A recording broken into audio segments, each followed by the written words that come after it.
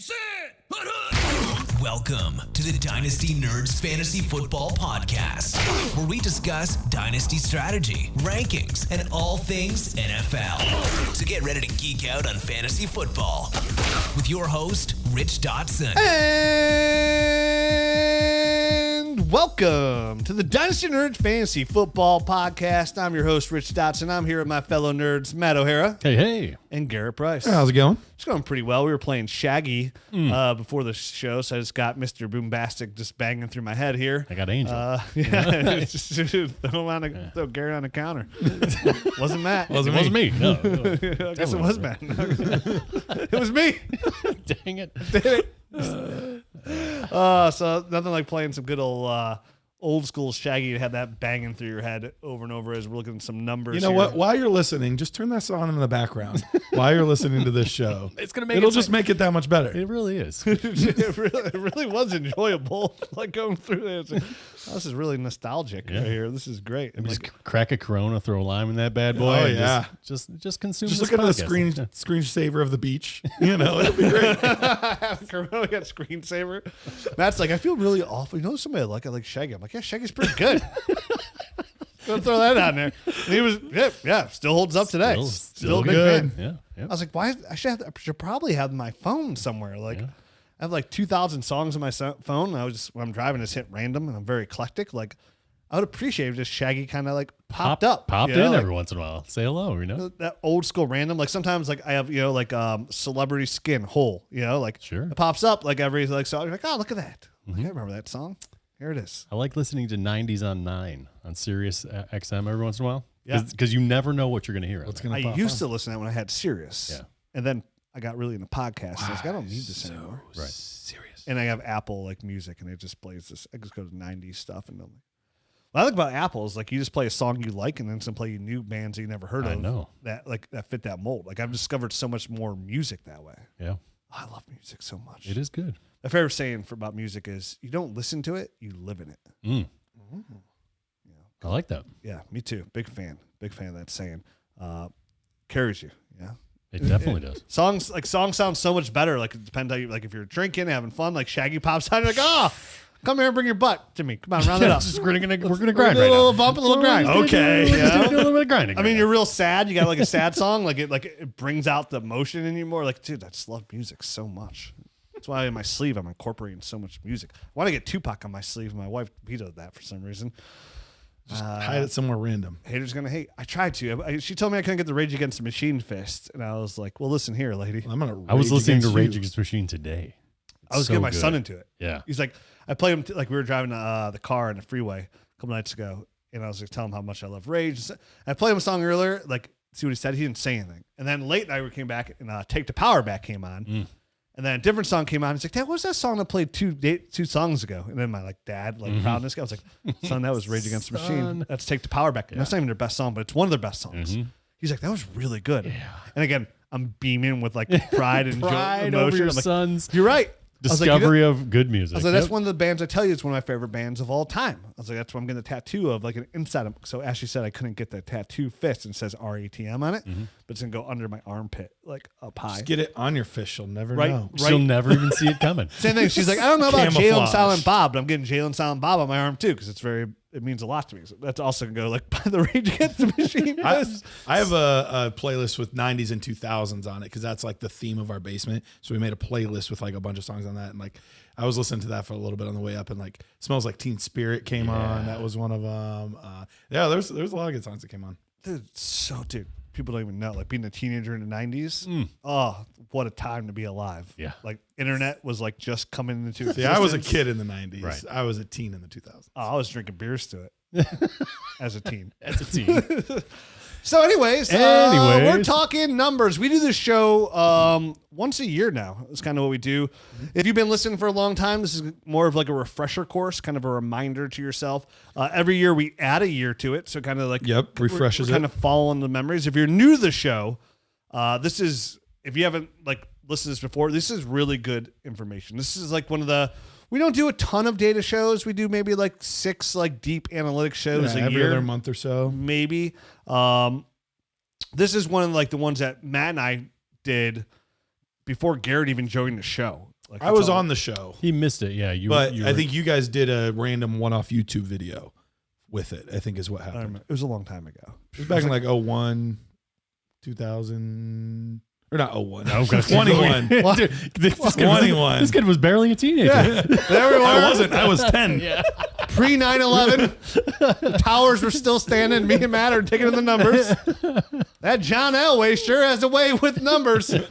No, so what we're doing is we're breaking down over the next 2 episodes. We're going to cover the running backs, tight ends, and receivers and quarterbacks. And correct. What are the odds or percentages of you being quarterback 1, receiver 1, running back 1? How many times can you do that? More than once. And it's a repeatable type of So what position holds the value? If you get that guy that's a quarterback 1 or running back, like what are the odds if you have that guy? It offers long-term success. So from Dynasty, you look at that. Like what is the value of hold on to players? We always say, running back hashtag 2 to 3 year window. It should be the most fluid position on your roster. We're going to start off with running backs here, and the numbers actually are going to kind of back that up. And you'll see the importance of having that cornerstone receiver, the cornerstone stud tight end, the cornerstone quarterback. The running back shifted our view a little bit last year, though. A little bit, but a little bit. The little more seldom on those guys. But you know what, Garrett, why don't you just go ahead and dive in and get all nerdy here, and I'll just fade into the background and nod my head like I know what you're talking about.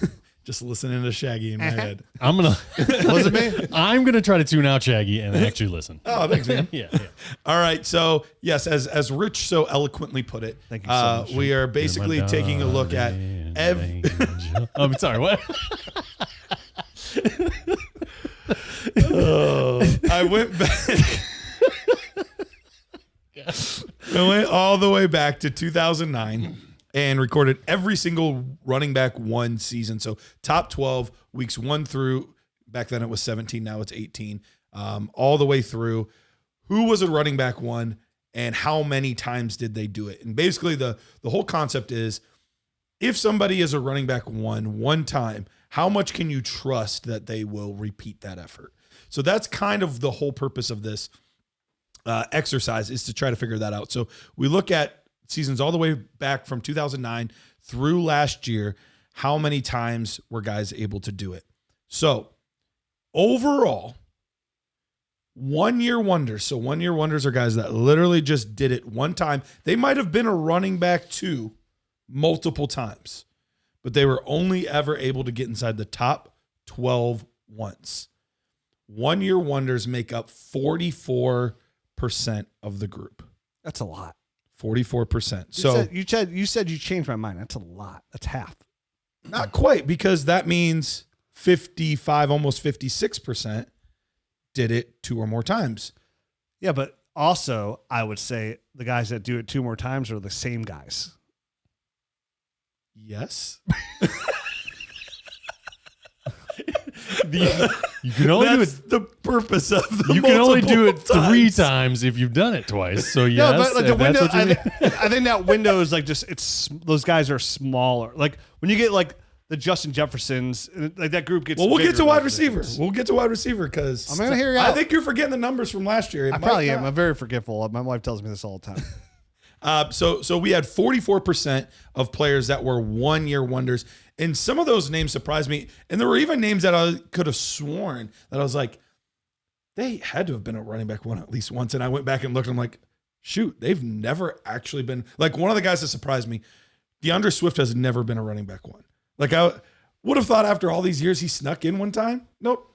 Never been a running back 1. Doesn't surprise me. Plenty of running back 2 seasons. Yeah, that's what he is. Never been a running back 1. And we had a couple guys join this list this year that are now eligible. So I didn't technically make players eligible unless they've played 4 seasons, because otherwise it's just not enough data to really contribute to it. Now, there are some guys that broke the mold and they're like, I didn't need 4 years. I was a running back 1 multiple times in my first 2 seasons or first 3 seasons. So there are guys that broke the mold in that sense. And those are the truly special guys that we'll touch on. We'll talk about. Yep. But guys that only did it 1 time, that are still around, still relevant, David Montgomery, he has been Mr. like RB2 king. He has had 5 total seasons where he's either been a running back 1 or running back 2, but 4 of those 5 have been running back 2 seasons. So he's been that really steady second running back for you for a while, but he just can't quite seem to crack that running back 1 mold. We have other guys that like Tony Pollard has only done it 1 time. Breece Hall has only done it 1 time. He's technically not eligible yet. He needs 1 more year. He's only done 3. But Travis Etienne has had the 4 years, has only done it once. Rashad White, Ramondre Stevenson, Najee Harris. So those are like the main relevant guys that have only done it 1 time. We're waiting on, I mentioned Breece Hall already, Devon Achane and Chase Brown.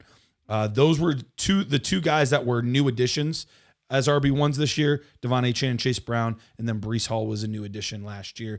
And we only had 2 additions to this group this year, which very different from the year previous to that, where over half the group, in fact, 8 of the 12 were new players, their first season inside the top 12. This year, we only had 2. So we had a lot more regularity with this group this season. Yeah, but even then, like some of those guys were like just cracked their second.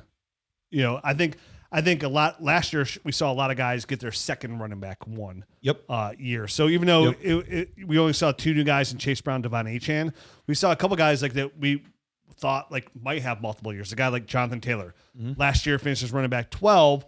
That was only his second time he's been. That was his third. That was his third? I thought it was his second time. He did it as a rookie, and then he had his running back 1 overall season in his sophomore year. And then this year was his third. Got it. So it was his third. His rookie year, he would have just made it. He just made it. Yeah, he was like running back 11 or something that. Did you update the sheet on this? Because he has 2 next days. Let me check. Jonathan Taylor says 2 times. Oh, my fault. It should be 3. Yeah. Okay. Autocorrect. So, I mean, I think what I see here off the list of the RIP 2 is like we see Bijan Robinson, Jahmyr Gibbs, running back 1's year 1, running back 1's year 2. And I think that shows too in the Dynasty ADP, right? Those are the 1-2 Dynasty running back overall. I think that really that's a statistic that can really cement that status as well. Like, wow, these guys have been running back 1s every single season. And you say, okay, yeah, but it's Bijan Robinson, Jahmyr Gibbs. When you look back at historically the stats, it is really, really, really hard to be a running back 1 3 times or more. It's very difficult. Those numbers get very bleak very quickly. We talk about all the time, like, okay, Alvin Kamara has been this, he's at the tail end of it, but this generation's like GOAT, right? He's had 7 running back 1 seasons overall. And it's been 24, 23, 21, 20, 19, 18, and 17. So like GOAT. Before him, it was LaShawn McCoy. Before that, it was LaDainian Tomlinson. LaDainian Tomlinson. Yeah. So like those guys are like true outliers when it comes to that. Even LaShawn McCoy only did it 6 times.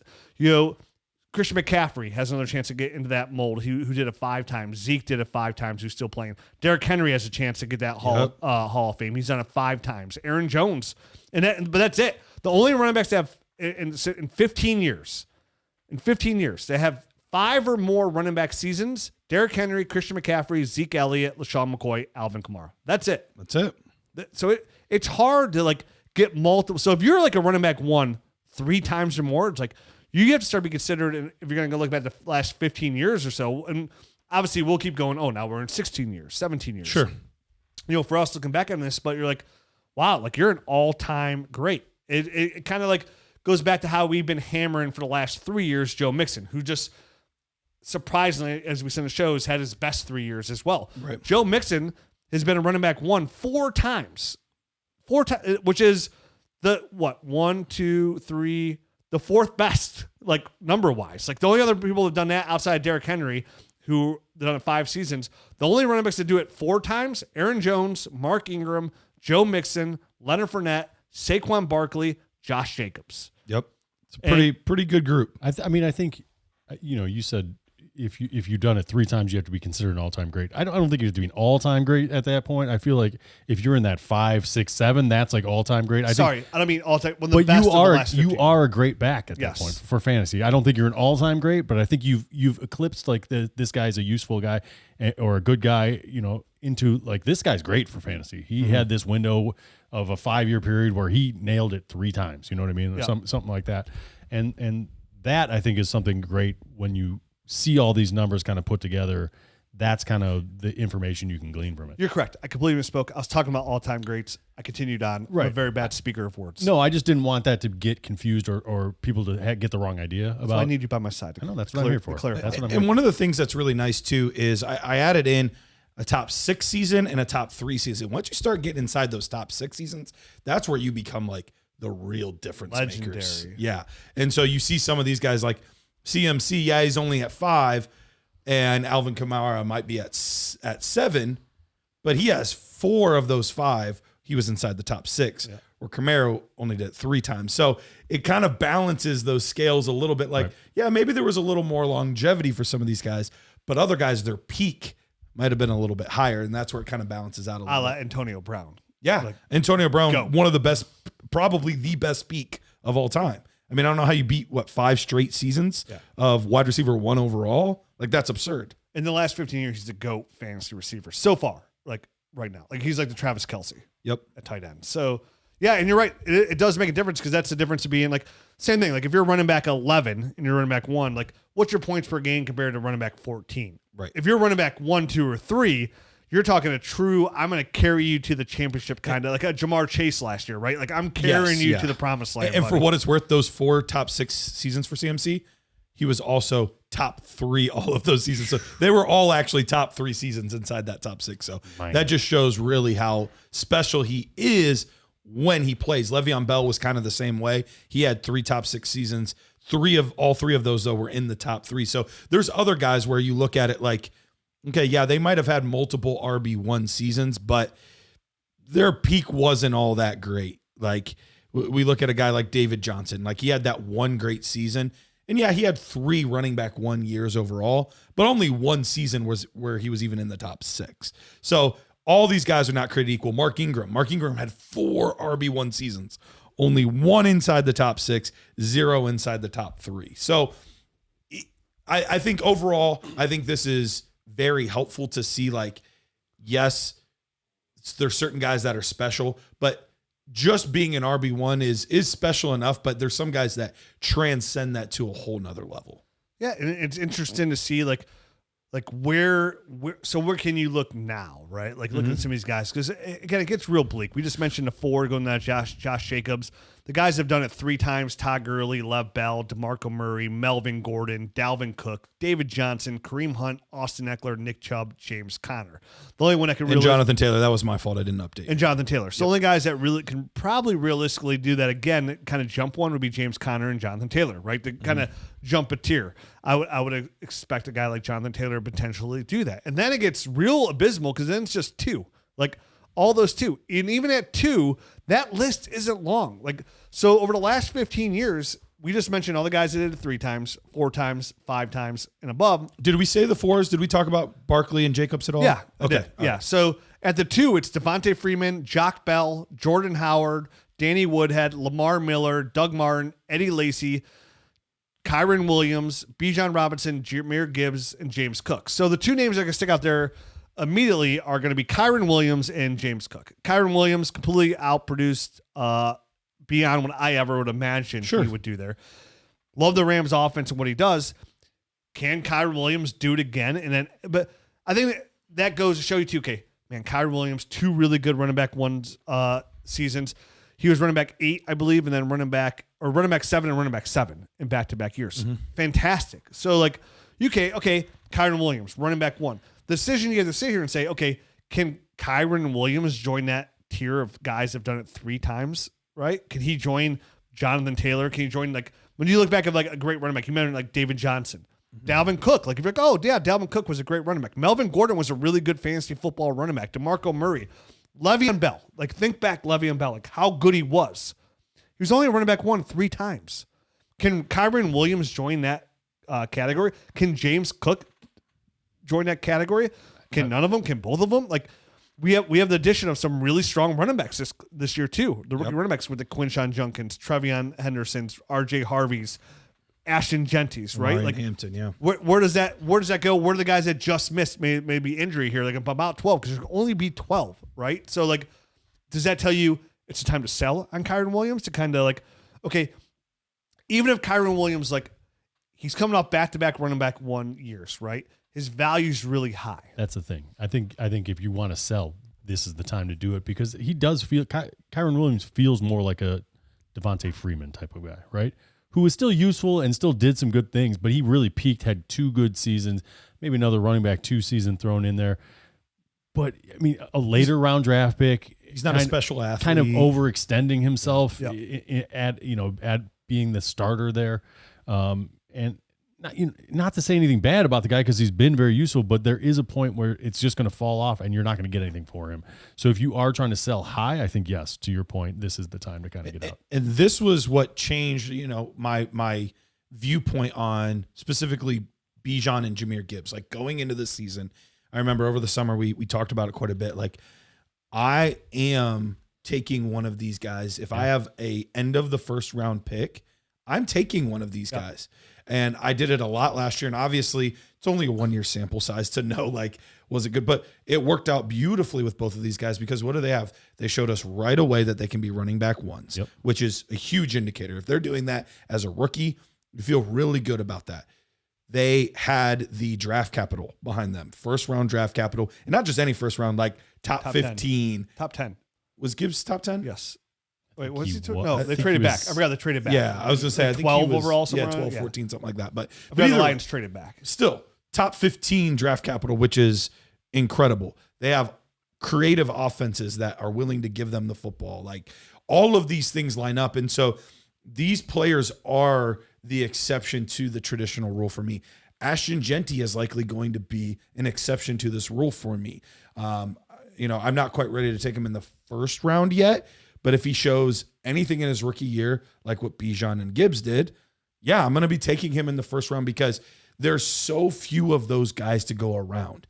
And when you have that elite guy that can give you the CMC 5 years, the Alvin Kamara 7 years as a running back 1, that's just such a difference maker from your team to everybody else's. So when we did a show last year, it changed my mind too. So like when you started the show, like, well, let's hold on, Rich, it's different. I don't think it is. I think you're right. Right now, it is only 2 guys, right? It's Gibbs and Bijan. I think Achane has the potential to finish his top 3 this year to kind of join that category, get you excited about that as well. I'm real excited about Achane this year. But you're right. Like those guys are definitely worth first round startup pedigree. Other guys, it's just not because again. You do, when you look at these lists, the lists do change pretty drastically.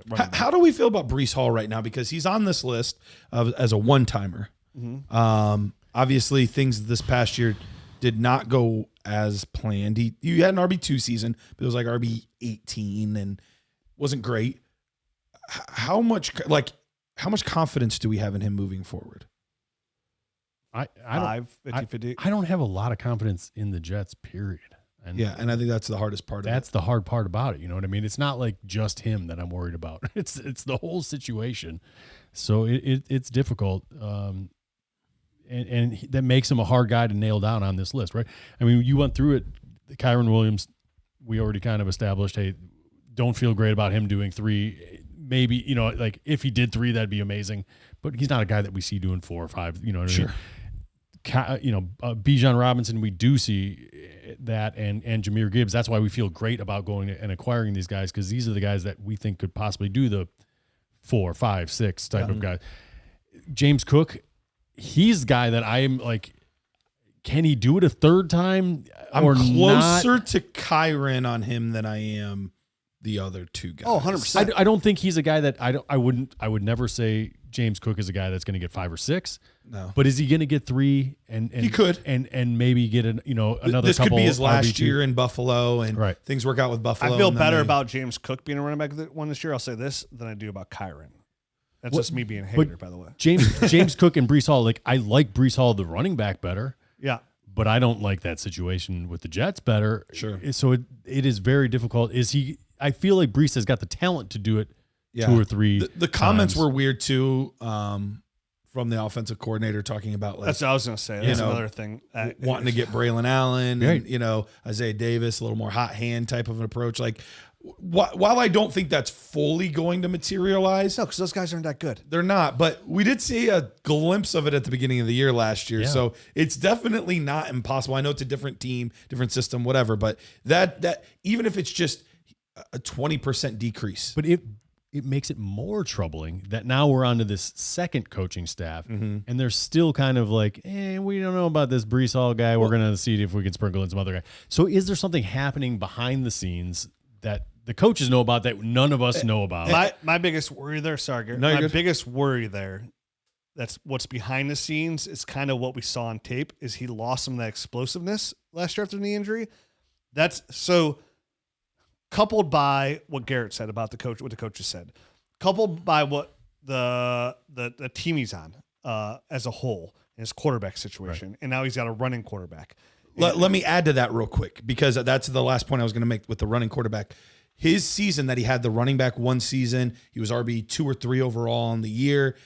He had a 26.5% target share, or the running backs did on the team, 26.5% target share that season at running back. The highest Justin Fields has ever targeted the running back is a little over 22%, and he averages around 17% target rate for running backs. Yeah. So that was what really boosted him in that year, was all of the receptions. Yeah. I don't see that happening with Justin Fields. Conversely, though, offensive line, they've done a lot of work. They've done better. They have. They've done a lot of work there. So he's one of those guys where I have him ranked probably higher than most, which is weird because at the same time, like, I'd be really iffy on drafting Brees Hall because there's so many red flags, and where he's going, like Hall or Barkley, who would you draft right now? I would probably take Barkley.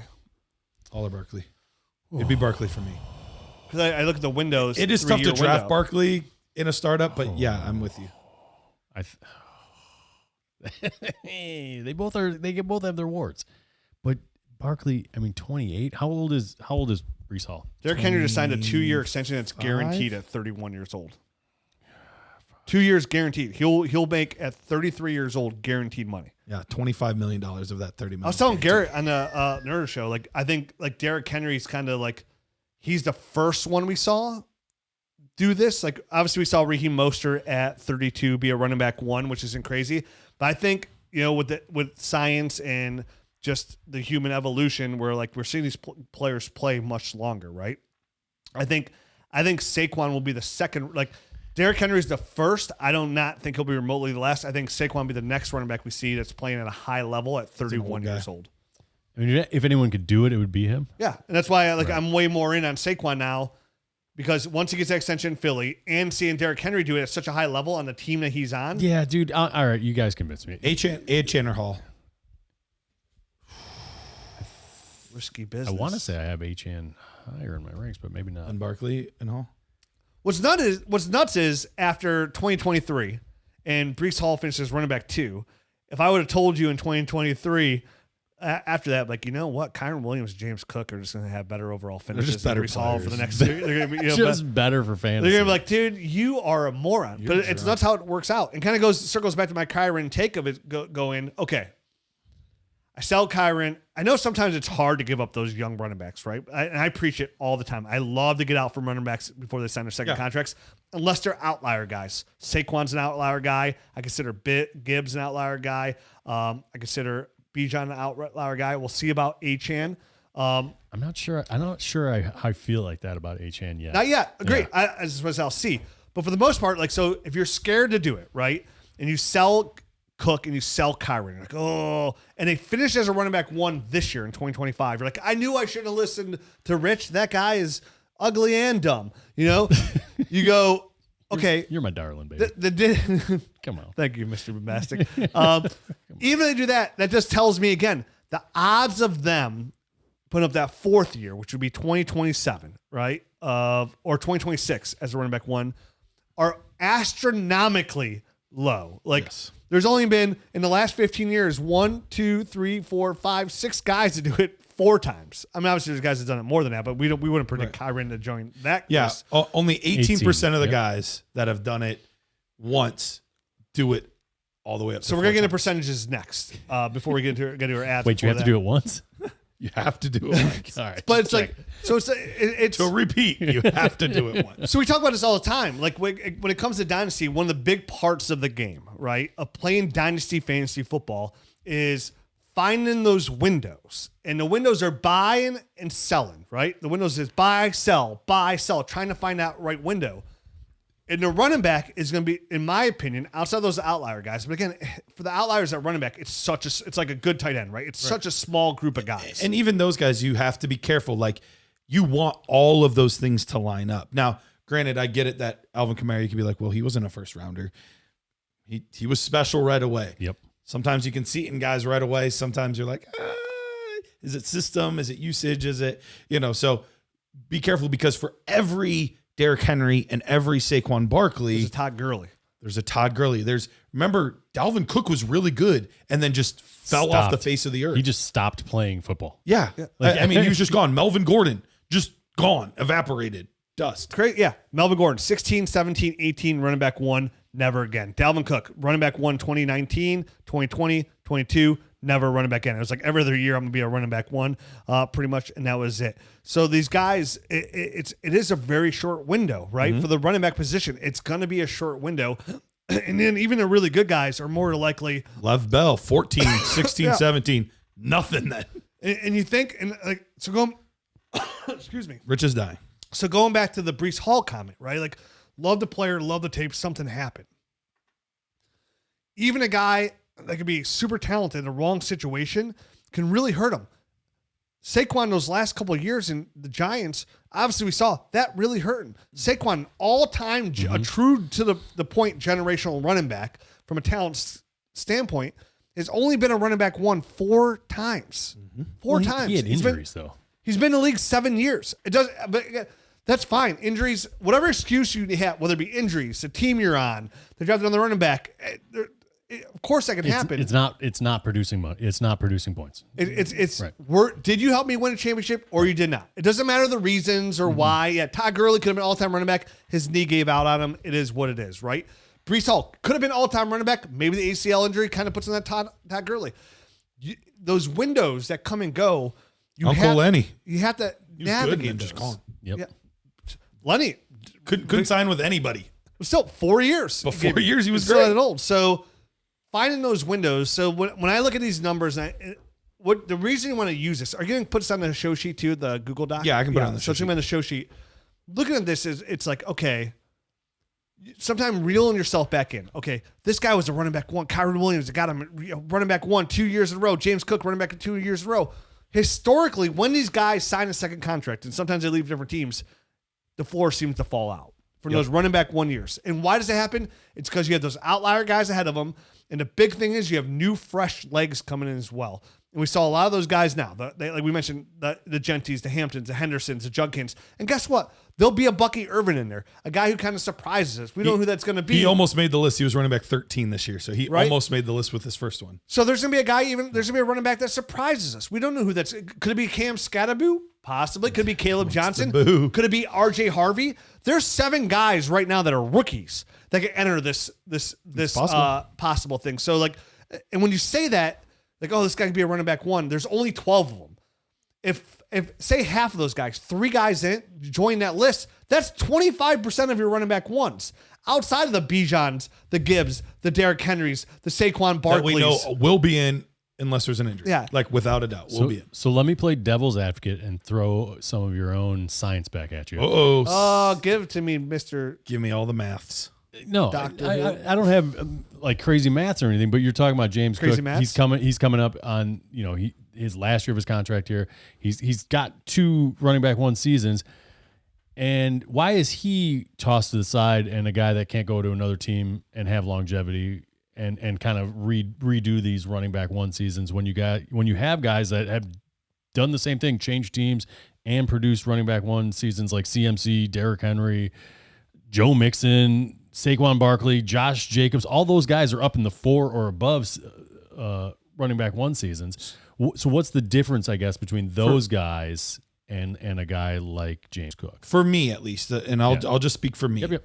I think James Cook is a product of right player in the right place. I think Josh Allen has done wonders for him. Sure. James Cook was like second or third in total touchdowns last year, despite his it was a lot touch volume. It was at 16 or something. 16, I think. Yeah, touchdowns. 16. Yeah, pretty low. It was a lot. And you look at his games, it was like 4 points, 34 points, 8 points, 22 points. Like it was very up and down, very touchdown It was 16 and then 2 for receiving, so 18 total. Yeah. So I think if he is not in Buffalo, I don't know that he gets as many high value touches in another offense. And I'm, for the record, I'm with you. I just saw that kind of sticking out and wanted it out and wanted to like put that on the table since we're talking about all these guys playing longer and being effective longer. And like there are certain people that are good enough to change teams and excel and be good, 100%. and there are guys that aren't. So I'll say, piggyback on what Garrett said, I agree with that 100%. I will say a couple more things. The influx of rookie talent this year will hurt it. I will say most of those guys, you're right, they did it on another team, but if all those guys you mentioned, predominantly all those running back 1 seasons are from their first team. Most of them. Derrick Henry was mostly a running back 1 with the Titans. Joe Mixon was mostly a running back 1 with the Bengals. So most of these, even Saquon, outside of last year, his other 3 performances were all with the Giants. I was simply talking about getting from 2 to 3. You know what I mean? Yeah, I get that. Getting one more. The fair point, if both of those guys get to 3, it's going to be with the same team they're on 2. So that's the thing. They're both like, and then all of a sudden, like there's a 3-year window and James Cook's a running back 1. We saw him at 4. Like, oh, look, he can get there. You're right. Could they do it? 100%. Nothing's guaranteed. But at the same time, outside of all that, right? Outside of they still have another chance with their team this year, which is, again, I think that's why you want to sell high now. Possibly next year you could too. But then on top of it, what Garrett said, and that is, I just have the historical numbers here in front of me. That's a big thing. It's like I'm a real big like his historical data kind of guy. Like what? Like I follow trends too, but like, what are the odds? Like same thing I mentioned before in the show, like poker. Like if you're playing poker, you have 7 deuce, that you have the worst odds to win the hand because that is the statistics. Those are the odds, right? Doesn't mean you can't flop 7 deuce and you flop a full house and you're like, oh yeah, I got this on lock 100%. But like I'm going to try and play. Same thing. Like Breece Hall is like, I got like Breece Hall would be like 10 jack suited. Like you're excited about it. That's a pretty good hand. But it's not a great hand, you know what I mean? Like, could you win? For sure, but a queen high could beat you. You know what I mean? So, like, I try to play those historical waves to ride. And when I see here going, wow, man, I see these great running backs. I've only done it 3 or 4 times. I'm like, man, like Garrett said, James Cook's a night running back, but he's like a product of the system more than he is a special talent. And right? even when you look at like the CMCs, the Derrick Henrys, the Joe Mixons, more so CMC and Derrick Henry, those guys were getting a lot of like top 3 seasons, top 4 seasons. James Cook's 2 seasons have been running back 12 and running back 8. Yeah. So good. Like you still made it. Like that's awesome. But it's like, ooh, you made it by this much. It gives you less confidence that you just beat out Bucky Irving. Could have been one or the other, right? So let's get into percentages here. But before we do, guys, I got to tell you about our friends and our partnership over at FastDraft Fantasy. We've been talking about them. You guys have been listening. It's been awesome. I got tons of feedback from our users like, oh, wow, I really tried out FastDraft. And you're right. It's a fun app to do. It's a great way to keep your summer rocking doing fantasy drafts. Hold yourself back, right? Don't join a new startup in Dynasty. Do some quick fast drafts, some best ball drafts. What's best ball? You draft one team. That's it. You draft the team, set it, forget it, and you're in, you're out at the end of the year. Did you draft the best team? You win some cash. It's that's easy. And right now, the benefits are great. If you jump in FastDraft, it's lightning fast best ball platform where drafts take under 5 minutes. FastDraft has launched the Origins Gamma Tournament where the prize pool is up to $50,000. If you use the promo code NERDS when you sign up, and FastDraft will now match your deposit 100% up to $50. That's double our offer from back earlier in the year. Plus, non-members, if you're a non-member to Dynasty Nerds and you deposit $10 and play in a contest for $10, we're going to give you a free year to the Nerd Herd. You're going to get access to the app, the film room, all our tools that come out, a rookie guide, anything that we have at Dynasty Nerds that is on the app or behind a paywall, you get access to that. You get extra podcasts as well. So, we're normally charging $70 for the year membership, $10. Try our partner. You get that for free. If you're already a Nerd Herd member, we're going to send you a free t-shirt, or it's at least going to be a gift certificate to get a free t-shirt. If not, you can use anything in our merch store to get what you want. I've seen people get hoodies with it. They're paying like $8 for a hoodie instead. So it's a really good opportunity right now. And I want to thank FastDraft for doing it for our partners. So download the FastDraft app or go to draftfaster.com and draft faster. Win bigger with the code NERDS. Let's continue dominating these rookie drafts together. Promo codes, nerds. The promo codes and the t-shirts forms will be sent on a week-to-week basis. So if you don't get it right away, don't worry. Jared sent it. He gets them every Sunday and they go out. So Fast Draft, check them out. Awesomeness. All right. And don't forget about my FFPC. That's myffpc.com.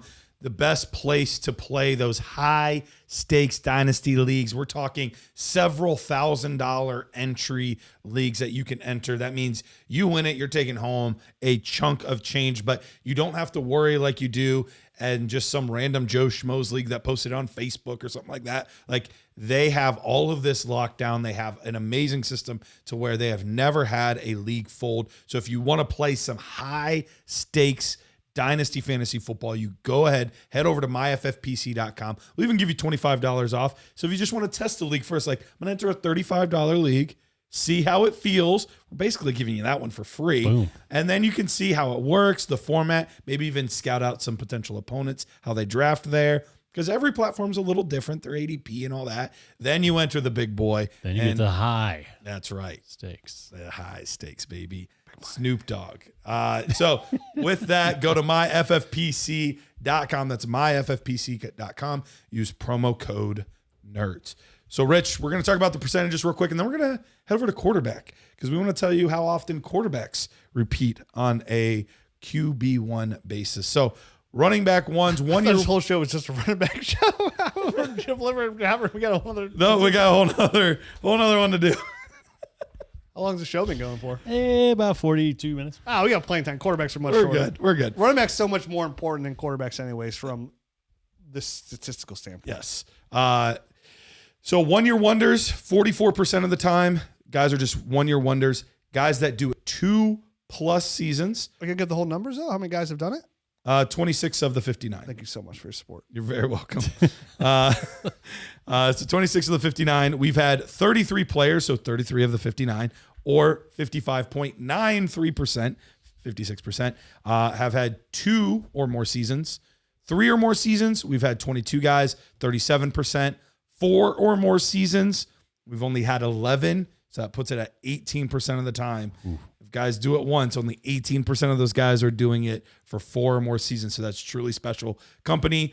And then the cream of the crop, guys that can do it 5 or more seasons as a running back one overall in the season. This is not points per game. You don't get credit if you go through week 10, but you don't have enough numbers for the full year. You got to stay healthy too, which is a part of this equation.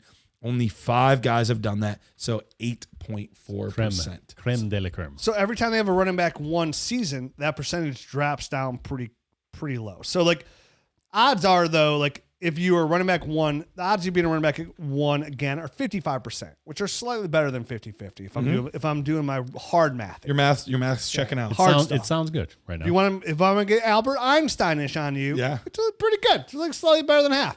But after that, it starts to dissipate pretty quickly. It does. Like 3 seasons, 37%. But then so that's what you gotta say. Like, okay, even that's where it goes. Like Kyrie Williams and James Cook, they do it one more year. Out of all those running backs over 15 years, only 18% of those guys did it 4 seasons or more. And those guys are like all-time greats. And then even considering like Bijan, Gibbs, you're like, man, there's only an 8% chance that those guys are doing it for 5 more seasons. And it could be because they get hurt. You're right. And there's a lot of different things that can happen for it. It can go wrong. So it's like, even those guys, you're like, man, that window's not too long. Like, think about like Alvin Kamara, right? He's done it 6 times, I believe. 7 times. You're like, Alvin Kamara has been in the league for infinity. Like, he's been playing forever. Forever. So like in 15 years, it's like, well, he hasn't been in the league for 15 years. I mean, again, Alvin Kamara is a GOAT, so he's a hard person to think about. But like you go back to even like a guy like Derrick Henry, right? You think of Derrick Henry like this guy's a stud, and even though Rich doo-dooed him in the first 2.5 seasons, he's only done it 5 times. Derrick Henry is 31 years old, going on 32, right? Since he's coming to the league, 5 seasons. Like that's tremendous. He's an all-time. He's entering an all-time great category, but still, that's only 5 seasons. That's a long time now, 5 years to do it like that. But like at the same time, it's like you think in Dynasty, sometimes you think this long-term thought process. You say it all the time best, Garrett. It's like I try to live in this 2 to 3 year window, right? Mm-hmm. Because that is really the window of like greatness for most players. It's a small window, and you can't. The big thing is you want to restrain yourself. You don't want to look at these outliers. Like Derrick Henry's an outlier. Alvin Kamara is an outlier. Like for the most guy, like the only guys you can even consider, like maybe Aaron Jones, I doubt it, but like Christian McCaffrey, Derrick Henry, Alvin Kamara are pretty much the only ones that can add to this great list. 3 guys out of 32 teams. That is it. They can even add to this list, and the odds are stacked against them because they have so much competition. Yep. Yeah. Even guys that I like, a Jonathan Taylor, he's at 3. Getting to 5 would be tough. Real tough. It's going to be tough. Could he do it? Sure. But it would be tough, and so that's why. You better get rolling now. He better get rolling. Your best odds are Saquon. Your best odds are Saquon, but I can't emphasize it enough. That's why I'm investing in those guys that have the best opportunity, everything insulated for them to do it. The Bijan Robinsons, the Jahmyr Gibbs, and if you want to try to get ahead of the curve, Ashton Genty's Trevion Henderson. Maybe Trevion Henderson. We'll see. Right. So let's move to quarterback. Please. Quarterback, we do 15 minutes to divulge this information. So we do quarterback and tight end a little different than we do running back and wide receiver, because quarterback, we want to know who are really the difference makers. Yep. So we do top 12 because top 12 is a true difference maker at running back. Top 12 at quarterback, quarterback's 11, 12, or okay, they kind of helped, but are they better than quarterback 16? Are they? We don't really know. So we focused in on the top 6 guys. Those are the guys that are truly making a difference for your fantasy football teams. 6 for the chicks. And the GOAT of this category, I went all the way back to 1998. Whoa! So I went back deep. So we're going back 27 years of data here. This is a lot of data. Wow, this is porn star deep. The GOAT of this category, far and away, Peyton Manning. Peyton Manning, he had 17 seasons, and even one of those was derailed by the weird neck stuff. So 15 of the 17 seasons, he was a top 6 fantasy football quarterback. That's not too bad. Holy crap. Dude, he's a GOAT. Dude, bonkers numbers. Even the other GOATs of fantasy, the 4 or the 3 guys right behind him, Drew Brees played 20 years, only got 11. But Drew Brees had 9 top 3 seasons. He did have 9 top 3. So when he was up there, he was up there. That's my guy. That's my all-time favorite fantasy quarterback. Drew Brees. Love you, Drew. I love you, Drew. Aaron Rodgers, 20 seasons, only 10 of them. Tom Brady, 23 seasons, only 8 of them. So it's tough to be a top 6 guy, and Peyton Manning truly was special. So before we go on, what's crazy is Tom Brady played 23 seasons, only had 8 top 6 finishes. Now, of those 8, 7 of them were top 3. So when he was good, he was good. Yeah. Right behind him, inching up on his tail, Josh Allen. 7 seasons, 6 of those have been top 6. 5 of them have been top 3. He's been nuts. He's been so good. Bonkers. He's GOAT. He's on his way. He said, "Watch out, Peyton, here I come." And he's still got a long. He's got he could double his numbers and still not be there. He's got 7 years to go straight to even tie Peyton Manning. No, more than that. Oh wait, no. Yeah. 9. Sorry, I was looking at Tom Brady. Tom Brady's got 7 more years to go. 9 more seasons. Yeah, you're right. You could double it, and he can't. And it still wouldn't touch it. It's not happening. I mean, Good luck. I think the only person that could even touch him now is Jaden Daniels. You missed 1 season, Josh Allen. You're out. Yep. Sorry. It's hard. I mean, yeah, but I love how you you look at these numbers. You're like, oh my god. But even this, it starts so. You have these outliers the Peyton Mannings, the Drew Brees, the Aaron Rodgers, then guys like Tom Brady, Tom Brady had a ton, only 8 times. Again, this starts to dissipate at a it drops off drastically. All of a sudden you're 15, 11, 10, 8. And then all of a sudden it's a whole bunch of 4 3s and 2s. Tom Brady was a very good quarterback prior to him becoming a very good fantasy quarterback. Right. It took him a long time. Most of those were later in his career. Right. Yeah. To kind of blossom. Tampa Bay was one of those years. Two of them were Tampa Bay. Right. So, I mean, like he's the oddball out here where everyone thinks, and rightfully so, that he's one of the best, or if not the best quarterback of all time. But from fantasy perspective, he did a lot of checkdowns. There was a lot of run involved in his offense, and he just orchestrated that offense like no other could do it. That's what made him such a fantastic real life quarterback. Even some guys that we consider these guys are like Hall of Fame level quarterbacks, like great fantasy quarterbacks. Phillip Rivers did it 3 times. Eli Manning did it 2. Ben Roethlisberger did it 2. Tom Brady's closer to Aaron Brooks in fantasy than he is Peyton Manning. Which is crazy. Aaron Brooks with 3 top 6 seasons. All right, Aaron Brooks, I see you. All right, so let's get to the interesting part, though. What does this mean for us now? Yeah. Because we did have somebody enter this group this year, and that was Mr. Joe Burrow. Joe Burrow entered the group with his second top 6 season, and in fact, it was a top 3 season. So he entered the group. Our top 6 guys this year were Lamar Jackson, Josh Allen, Joe Burrow, and then 3 first-timers. We had Baker Mayfield, Jaden Daniels, and Jared Goff. So we had 3 first-timers enter the group. Now, all of this being said, Now I know this is a top 6 group. Okay. But did you see who was number 7? Mr. Bo Nix. Next to cut. Sorry, buddy. I did see it. Might as well be Bucky Irvin out there. On the outside looking in, just waving, smiling. I have Jaden Daniels as my number 1 overall Superflex player. And it's because, why do I have that? It's because I'm chasing that next Josh Allen, right? That 5. So you're like, oh, 5 years younger. What does it mean? If he does it 5 more years, he's at 6. He ties Josh Allen where he is now. Like, that's like GOAT material again already. Like, where you value that. So to see Jaden Daniels enter that mix as a rookie, it's a big deal. It's exciting. Doesn't mean you keep doing it, but it's extremely exciting. Thinking like, hey, they're gonna keep building around like Jaden Daniels at this point and give him more weapons. All right. So before I talk about specific players real quick, I actually do want to do the percentages earlier this time because I then want to talk about some specific guys that I think remind us of like, oh, these guys are probably pretty good targets to go after. Okay. So 1-year wonders are only at a 30.23%. So almost 70% of the time, if you are a top 6 quarterback once, you're going to repeat. Here I come again. Yeah. Yeah, arousal time. Yep. You're not flaccid over there. I can see it. 70% of the time, they're going to repeat. So that makes you feel pretty good. To be fair, it's 69.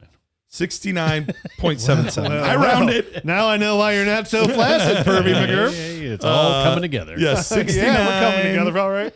0.77. So, Rich, I know you like the hard numbers. So that was 30. This guy won't stop. It just keeps going. Out of the 43. Mr. Viagra over here.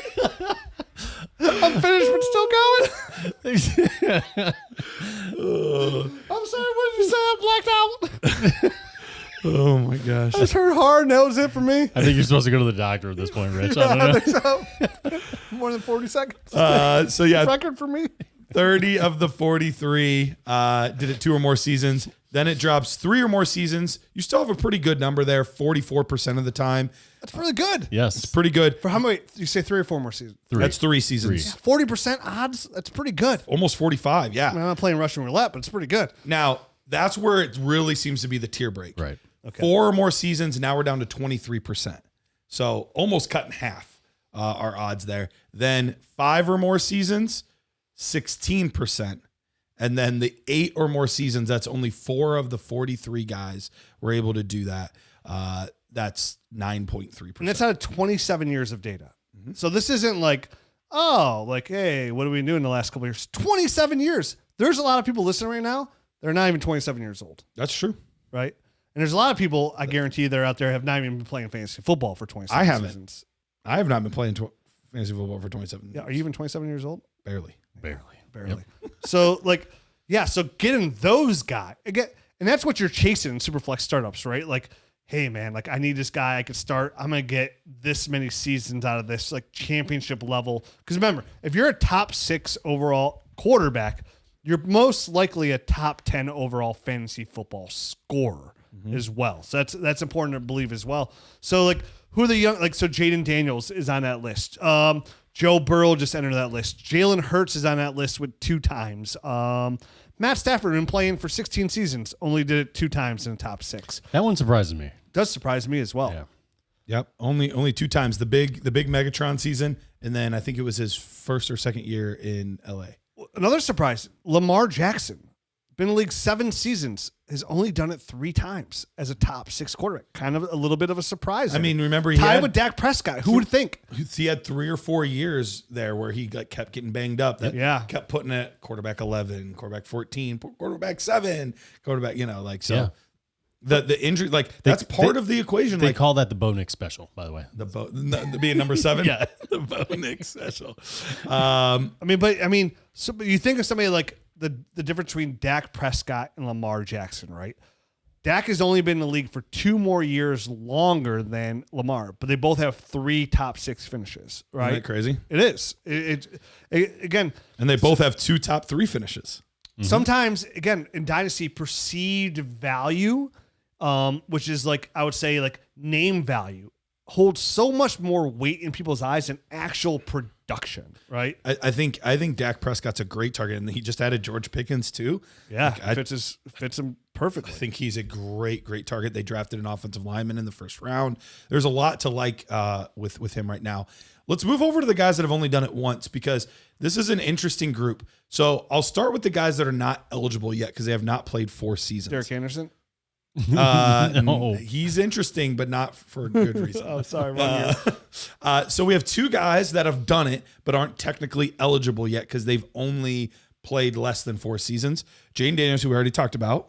Yeah. Who's the other one, Rich Dotson? Jordan Love? Nope. It's on there. Oh, It's on the list. Yeah, you got to scroll. Justin to the Herbert? right. Nope. Scroll to the right. Brock Purdy. Oh, my guy, Brock Purdy. I tried to send it on a T for you. I'm sorry. I'm a bad reader. But first, before we go on that, I just want to tell y'all, I've been telling you this for 2 years. He's on that big deal. And dude, I got 2 offers in the leagues that have Brock Purdy. I told everybody Brock Purdy was going to sign a big deal. I also said Trevor Henderson was going to win the first round. I said you take Can't win them all. CH first overall. But I've also said, can we celebrate a victory here? Go. yes, Brock Purdy is going to sign a massive deal with San Francisco. He's been a quarterback 1. He's been a top 6 quarterback. Like the value's there. I remember talking to Ryan McDowell 2 years ago. I'm like, dude, you know what the best value in Superflex rate is right now? I was like, it's Brock Purdy, like hands down. Like it's the guy I want to go out and get because he's like affordable and like he's young. And here he is. He signs this big deal. I can't wait to see his ADP next month in startups. I really can't. But you're right. Garrett, how many times has he been a top 6 quarterback? Yeah, he's already done it. He's already done it once. And we know the odds of him doing it again are about 70%. 69%. There it is. So the other guys that are still in the league, kind of interesting names that have only done it once, that maybe this should start to like get the wheels spinning for us a little bit. We've got Kyler Murray. Geno Smith has done it. Interesting. Justin Herbert, Jordan Love, and Justin Fields. Now, Justin Fields feels like kind of the outlier of the group. He'll probably end up in the 30%. But who knows? I mean, he could get another one this year with the Jets just simply on his feet alone. Exactly. And Geno could be that guy. Yeah. So I think, which tells me that Kyler Murray, Jordan Love, Justin Herbert, and Brock Purdy are guaranteed almost to be top 6 quarterbacks again. Guaranteed. Odds are they will. About 69%. There you go. I want to keep 0.77. I want to keep Matt aroused over there. So I got to stick No, the facts rounding. over there. There's just certain numbers that stick in my brain better than others. I don't know. Yeah, keep sticking, baby. So yeah, I mean that's like you're right. If we had a guess, like okay, it'd be Geno or Justin Fields. That doesn't fall quite in that make mold. it. It's certainly in Brock Purdy. It's certainly in Jaden Daniels. So yeah, Kyler Murray, Justin Herbert, Jordan Love. So, and I think specifically, obviously, Jaden Daniels is so hard to acquire, but Brock Purdy is still relatively cheap As of last week. We'll see. I still wonder how much it's going to bump him. We'll see. Maybe it will bump him a lot, but I don't know. But you could still acquire Kyler Murray, Justin Herbert, and Jordan Love. Like all of those guys are not unacquirable. You know what makes me feel really good about? What? I just made a trade in my in a league where I traded away Caleb Williams. Okay. Now this was a trade, and if you're listening, shout out, but I'm gonna let you know it's time ahead. I was always gonna make this deal. I was just negotiating back and forth, playing hardball, and like really talking up Caleb Williams, which I do like a lot. You do. But like I traded away Caleb Williams for Jordan Love and a 27 first. And a 27 first, from my eyes, looks like it's going to be top 6. So like I feel really good about that. Knowing that now I have a 69%, Matthew, odds of Jordan Love giving me another top 6 finish. And Caleb Williams, I mean, let's be frank, he's never had a top 6 season ever. He's not even on the chart. He's not even on the chart. Didn't make the chart. So like you can't be 70% if you haven't had a one season, right? So like, sorry, bro. Sorry. Like, so I feel really good about that deal of like Jordan Love. And to be fair, I am a Jordan Love truther. All right. Getting back to Brock Purdy. Oh, okay. Sorry. Do your guys' view change drastically after he signs this deal? Because for me, it doesn't, because I thought the deal was going to come either way. I just was wondering if you guys are running to your rankings to go bump him up or anything like that. I've had him super high. Do you not hear what I just said for like my rant about like I've had him best value? I've had Brock Purdy super high in my rankings. Like we get like outlier lists from our one of our behind the scenes developer guys of like your rankings, and he's always like, you're higher on Brock Purdy than everybody else. Like consensus, whether it be like Fantasy Pros, KTC, like you're much higher than Brock Purdy. If you want to adjust, I was like, I don't want to adjust. Good. I'm good. They'll catch up. But to your question, no, it didn't really change much for me, and that's why I wonder if he'll still be a value, because I think a lot of people assumed that this was coming. There might be some people who are like, oh, I didn't see this coming, I'm moving him up. Blindsided. Wow, what a surprise. But I think most people are like, this is so. I think coming from where still can be a value, right? Coming from where he came, coming from where he came from. Sorry, right. coming from being the last pick of the draft. There were people that I think, hey, they can replace him still. Like, sure, they can still replace him. They can now they can't replace him. You know what I mean? So there are going to be people that are like, okay, I finally bought in. They bought in. I'm going to buy in. So those people might elevate him slightly, but I feel like most of the people that kind of liked what watched him play and was like, this guy operates his offense really well, aren't going to have like this big time change in the way they feel about Brock Purdy. At least that's how I feel. I would say I would say more so. I don't know about value. I wonder if like some people like would think they're taking advantage of you. There might be some like quarterback flips you could do, right? Sure. Like and get a little bit younger at that quarterback. Hey, I'll give you Dak. Maybe not Dak because he's a little bit older, but hey, I'll give you Dak for Brock Purdy. Like, oh, yeah, give me Dak all day or something along those lines. Like you might be able to still make a lateral move at quarterback, or like, hey, I'll give you this in a second, or like, again, I got Jordan Love in a first for Caleb Williams, like. Yeah, you never know. Like, there's deals out there. I mean, again, every league gets its own ecosystem. Like you made a trade like with Shane Manila. Again, that trade was like you're like, oh wow, like most leagues you couldn't even possibly make that deal happen. So every league is its own ecosystem. But I think the biggest thing here is going to tell you, man, if you got a top 6 quarterback, hold on to that guy. It's gold because they're few and far between. You're right. There might be a lot of quarterback ones out there. But top 6 is where it's at. That's a true championship caliber player. And I love going after like specifically Love and Purdy because we just saw it last year. Like they were able to do it last year. And now like Jordan Love has dropped a lot in people's rankings. Like every time I show Jordan Love any sort of love, like on a live stream or YouTube video, they're like, why do you have Jordan Love so high? And it's like, well, because I think there's a pretty good chance that he's a quarterback one at least one more time, if not multiple more times, inside the top 6, let alone him having the quarterback 8, 9 type 10 seasons. Yep. And I don't know. And they just drafted a receiver in the first round and the third round for him too. So like, yeah, pretty high. Again, when that offer came through, like I said, I was taking it all the way. Like I texted you, I was like, I'd be crazy not to accept this, right? And you're like, yeah, it'd be pretty crazy. So yeah, to find those guys. And remember, this isn't like, I go back to that poker analogy of like historical data, right? This is 27 years of data. Like this is a long time. Like crazy.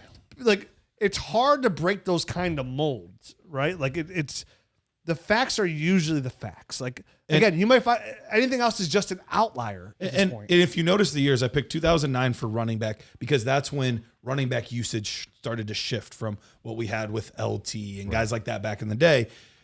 In the late 90s, early 2000s, that's when quarterback numbers started to really shift and stuff like that. So I try to kind of keep the eras together so that way we're comparing it against numbers of common era. Yeah, apples I could take to apples type of stuff. Yeah, I could take stuff from the 70s, but one, people weren't playing much fantasy football in the 70s and that kind of stuff. So I tried to keep them within the common era of how guys are being used today. Word up, sister. So yeah, this is fantastical